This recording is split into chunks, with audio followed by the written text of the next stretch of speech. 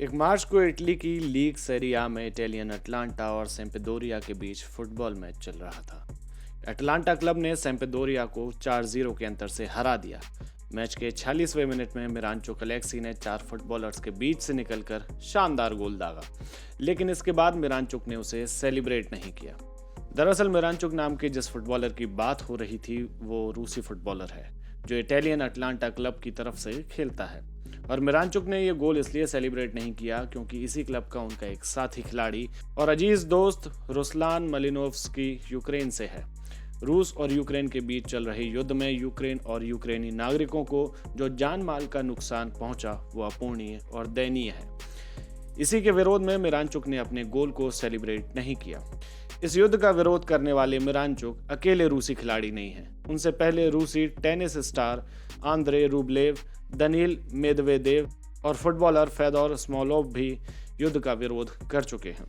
रूस को विश्व खेल जगत से एक के बाद एक झटके मिलते जा रहे हैं। फीफा और यूईएफए, वर्ल्ड एथलेटिक्स और इंटरनेशनल स्केटिंग यूनियन ने रूस, जबकि बैडमिंटन वर्ल्ड फेडरेशन ने रूस और उसका समर्थन कर रहे बेलारूस पर भी बैन लगा दिया। हालांकि इसके बाद भी रूस लगातार बमबारी करता जा रहा है। अब इस मामले में एक बड़ा अपडेट आया है। दरअसल रूसी आर्मी ने यूक्रेन के एक बड़े शहर खेरसोन पर कब्जा कर लिया है। इस बात को पहले रूस की तरफ से कंफर्म किया गया और आखिर में यूक्रेनी अधिकारियों ने भी इसकी पुष्टि कर दी। यूक्रेन की छाती पर हो रही बमबारी के बीच कुछ रुला देने वाली कहानियां भी सामने आने लगी हैं। कहीं किसी बच्चे ने माता पिता तो कहीं माता पिता ने बच्चों को खो दिया।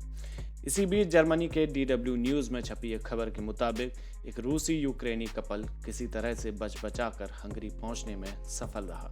दरअसल रूस के सॉफ्टवेयर इंजीनियर मिखाइल ल्यूब्लिन को कुछ साल पहले एक यूक्रेनी लड़की से प्यार हो गया था। तमाम आम नागरिकों की तरह मिखाइल और उनकी प्रेमिका 1 साल से कीव में साथ रह रहे थे।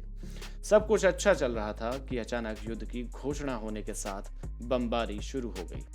रूस के क्रूर इरादे और धमाकों ने दोनों को यूक्रेन छोड़ने का फैसला लेने पर मजबूर कर दिया, जिसके बाद लगातार 5 दिनों तक ये कपल ट्रेन और बसों में यात्रा करता रहा।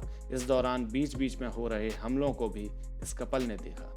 कई बार उन्हें लगा कि वे मंजिल तक नहीं पहुंच पाएंगे, लेकिन किसी तरह दोनों यूक्रेनी बॉर्डर के पास से हंगरी पहुंचने में कामयाब रहे। एक दूसरे को सुरक्षित पाकर ये दोनों खुशी से एक दूसरे से लिपट गए और फिर बुडापेस्ट के लिए रवाना हो गए।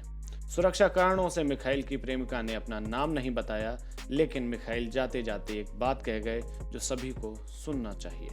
मिखाइल ने कहा कि यह पागलपन है और रूस इसके लिए कई सालों तक कीमत चुकाएगा। साथ ही पुतिन पर इस युद्ध के लिए मुकदमा चलाया जाना चाहिए। भले ही पुतिन उनके राष्ट्रपति हों, लेकिन शांति और क्रूरता में फर्क सबको दिखाई देता है। उम्मीद करते हैं जल्द कोई रास्ता निकलेगा और वापस शांति बहाल होगी।